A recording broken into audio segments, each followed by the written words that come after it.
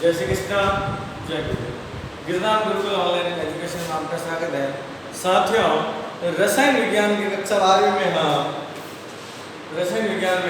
हम विलेयता नामक टॉपिक को आज शुरू करेंगे। विलीन वाला हमारा चैप्टर चल रहा है, जिसमें हमने सांद्रता को भिन्न भिन्न पदों में डिस्कस कर लिया। आज से हमारा जो टॉपिक रहेगा विलेयता और विलेयता को प्रभावित करने वाले कारक, गैसों में विलेयता, गैसों की द्रवों में विलेयता, ठोसों की द्रवों में विलेयता, ठोसों की गैसों में विलेयता, भिन्न भिन्न प्रकार के विलेयता को आज हम पढ़ने का प्रयास करेंगे। तो देखो, आज हम उस चीज में आगे बढ़ते हैं। आज का हमारा जो टॉपिक रहेगा विलेयता। विलेयता जो चीज है वो डिपेंड करती है विलयन बनना। विलेयता का मतलब होता है विलयन का निर्माण होना। विलयन की जब बात की जाए तो क्या आता है हमारे पास में, हमारे माइंड में एक चीज आती है, विलेय प्लस विलायक। विलेय प्लस विलायक। अब जो ये विलेय है वो तीन रूप में हो सकता है, द्रव, ठोस, गैस, या विलायक भी तीन रूप में हो सकता है, द्रव, ठोस, गैस। ये भिन्न भिन्न इनके अलग अलग रूपों की वजह से हम विलेयता को भिन्न भिन्न प्रकार से आगे पढ़ सकते हैं। यदि हम बात खाली विलेयता की करें तो किसी विलायक की एक निश्चित मात्रा में, किसी विलायक की एक निश्चित मात्रा में, निश्चित ताप पर किसी विलेय की एक निश्चित मात्रा विलीन हो पाती है या घुल पाती है। यदि हम खाली विलेयता की बात करें, यदि हम विलेयता के परिभाषा की बात कर लिखेंगे, किसी विलायक की एक निश्चित मात्रा पर, किसी विलायक की एक निश्चित मात्रा पर, किसी विलायक की एक निश्चित मात्रा में, निश्चित ताप पर,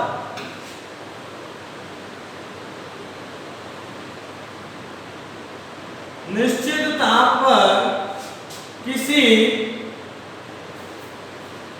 विलेय की, किसी विलेय की एक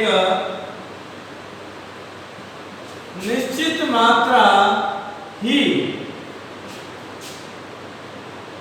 विलीन हो पाती है। कहने का मतलब क्या है कि विलायक की एक फिक्स मात्रा रहेगी, उस विलायक की फिक्स मात्रा पर ही विलेय की एक फिक्स मात्रा घुल पाती है। यदि मैं बात करूं तो समझने के दृष्टिकोण से कि 100 ग्राम जल है और यदि मुझे NaCl को घोलना है, नमक को, तो इसकी एक निश्चित मात्रा ही घुल सकती है 100 ml 100 ग्राम जल में। यदि मैं 100 ग्राम जल में 200 ग्राम नमक घोलना चाहूं तो नहीं घुलेगा। इनकी विलेयता का एक निश्चित पैमाना होता है, उसको विलेयता बोला जाता है। कि किसी विलायक की निश्चित मात्रा में, निश्चित ताप पर, इसमें ताप भी वेरी करता है, एक किसी विलेय की एक निश्चित मात्रा ही विलीन हो पाती है, उसे विलेयता कहा जाता है। या फिर हम कह सकते हैं किसी पदार्थ की वह अधिकतम मात्रा जो किसी निश्चित ताप पर 100 ग्राम विलायक में घुल पाती है, उस पदार्थ की विलेयता कहलाती है। अपन लिख सकते हैं यहाँ करके परिभाषा, किसी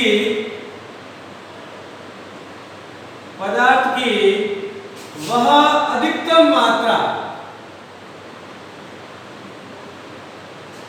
किसी पदार्थ की वह अधिकतम मात्रा जो किसी निश्चित ताप पर 100 ग्राम विलायक में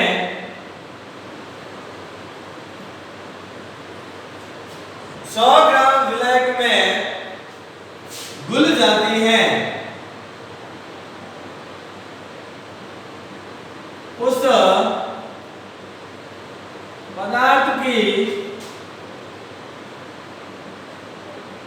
विलेयता कहलाती है। विलेयता कहलाती है। देखो, किसी पदार्थ की वह अधिकतम मात्रा जो किसी निश्चित ताप पर, यदि मान लो कि 100 डिग्री सेंटीग्रेड पर 100 ग्राम जल में 50 ग्राम चीनी घुल पाती है, तो चीनी की विलेयता या 50 ग्राम हो गई कि वो इतनी ही 100 डिग्री सेंटीग्रेड पर एक निश्चित ताप पर इतनी ही घुल पाती है। इससे अधिक चीनी 100 ग्राम ताप पर 100 डिग्री सेंटीग्रेड पर नहीं घुल पाती। एक आइडिया से हम इस चीज को समझ रहे हैं परिभाषा को कि किसी पदार्थ की वह अधिकतम मात्रा जो किसी निश्चित ताप पर 100 ग्राम विलायक में घुल जाए उसे उस पदार्थ की क्या कहते हैं अपन? विलेयता कहा जाता है। ये चीज होती है। अब विलेयता भिन्न भिन्न प्रकार की होती है, जिसमें अपन सबसे पहले डिस्कस करते हैं गैसों की द्रव में विलेयता। जो हमारा सबसे पहले डिस्कस का पॉइंट रहेगा वो पॉइंट हमारा रहेगा गैसों की द्रव में विलेयता।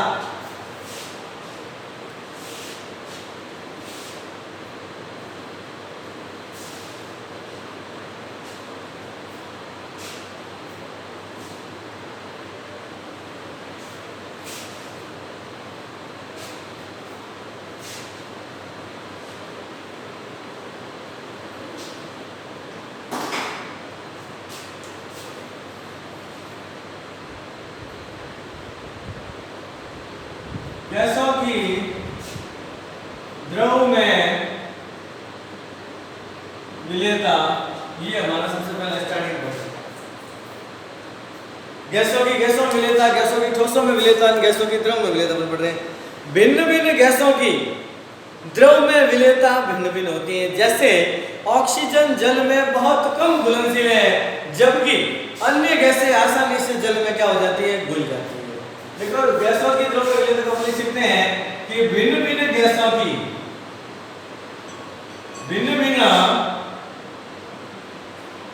गैसों की द्रव में विलेयता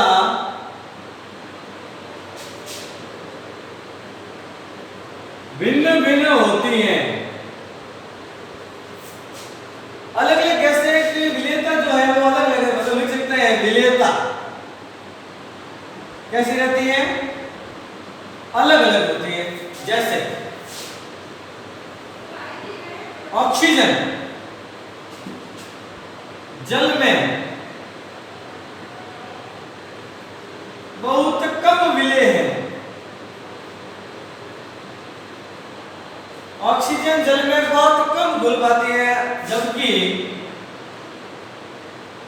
अन्य गैसें आसानी से घुल जाती हैं। तो यहां से एक पॉइंट क्लियर हो गया कि गैसों की द्रव में विलेयता भिन्न भिन्न होती है और भिन्न भिन्न गैसों की विलेयता भी क्या होती है? भिन्न भिन्न होती है। गैसों की द्रव में जो विलेयता होती है वो अवशोषण गुणांक पर निर्भर करती है। किस पर निर्भर करती है? अवशोषण गुणांक पर। एब्जॉर्प्शन कोएफिशिएंट जो होता है उसके ऊपर निर्भर करती है। जिन गैसों का अवशोषण गुणांक का मान अधिक, उन गैसों की विलेयता भी क्या होती है? अधिक होती है। तो हम एक पॉइंट लिख सकते हैं गैसों की द्रवों में विलेयता अवशोषण गुणांक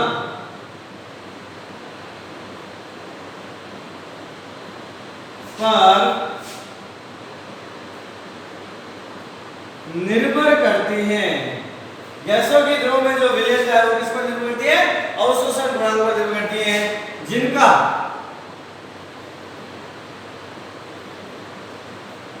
अवशोषण गुणांक का मान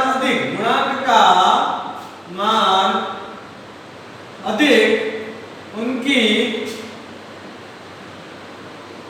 विलेयता भी अधिक होती है। यदि अवशोषण गुणांक एब्जॉर्प्शन कोएफिशिएंट का मान अधिक है तो उनकी विलेयता का मान भी क्या होता है? अधिक होता है। एनटीपी पर, एक आदर्श ताप पर किसी विलय के निश्चित आयतन में घुली हुई गैस की मात्रा है या गैस का जो आयतन है वह उसका अवशोषण गुणांक कहलाता है। और यदि हम बात करें अवशोषण गुणांक किसे कहते हैं? अवशोषण गुणांक की यदि बात करते हैं अपन तो लिख सकते हैं एनटीपी पर किसी विलय के निश्चित आयतन में, एनटीपी पर किसी विलायक के निश्चित आयतन में निश्चित आयतन में घुली हुई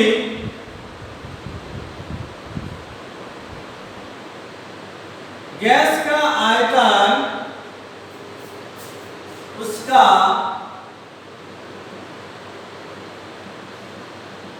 अवशोषण गुणांक कहलाता है। वापस समझते हैं इस बात को, गैसों की विलेयता को वापस पूरा पढ़ गए हैं। गैसों की द्रव विलेयता, भिन्न भिन्न गैसों की द्रव में विलेयता कैसी होती है? भिन्न भिन्न होती है। विलेयता क्या होगी? अलग अलग। जैसे ऑक्सीजन जल में बहुत कम विलेय है, जबकि अन्य गैसें आसानी से घुल जाती हैं। यदि मुझे हाइड्रोक्लोराइड गैस को निकालना है या Cl2 गैस को जल में घोलना है, आसानी से विलेय हो जाएगी, जबकि ऑक्सीजन गैस जो है वो जल में विलेय नहीं होती है। अगली बात है, गैसों की द्रव में विलेयता किस पर निर्भर करती है? अवशोषण गुणांक पर। अब अवशोषण गुणांक क्या है उसको देखिए कि एनटीपी में किसी विलायक के निश्चित आयतन में, एनटीपी पर किसी विलायक का निश्चित आयतन में घुली हुई गैस का जो आयतन होगा वो एक निश्चित होता है, उसको उसका क्या कहते हैं? अवशोषण गुणांक कहा जाता है। एक निश्चित मात्रा में निश्चित गैस ही घुल पाती है, उसको अवशोषण गुणांक कहते हैं। जितना अवशोषण गुणांक का मान अधिक, अवशोषण गुणांक का मान जितना अधिक बढ़ेगा उनकी विलेयता भी क्या होगी? बढ़ेगी। मतलब कि अपन लिख सकते हैं कि अवशोषण गुणांक समानुपाती होता है किसके? विलेयता के। जितना अवशोषण गुणांक का मान बढ़ेगा उतनी ही सॉल्युबिलिटी बढ़ेगी, विलेयता बढ़ेगी। इसको हम इस चीज से आसानी से समझ सकते हैं। अब इसको समझने के लिए, इस विलेयता को आगे समझने के लिए हमारे पास में हमसे एक नियम आता है जिसको कहा जाता है हेनरी का नियम। हेनरी ने अपने सीमा बंधन के द्वारा, एक नियम के द्वारा विलेयता को, गैसों की द्रव में विलेयता को बहुत आसानी से समझाया था। तो अपन नेक्स्ट वीडियो में हेनरी के नियम और हेनरी के नियम की सीमाओं को, सीमा बंधन को पढ़ेंगे। आज के इसके वीडियो के लिए इतना ही। आने वाली नेक्स्ट क्लास में हेनरी के नियम के बाद में विलेयता को और आगे कंटिन्यू में करने का प्रयास करेंगे। आप अपने पढ़े गए सभी चीजों का हैंड रिटन नोट्स तैयार करते रहें और धीरे धीरे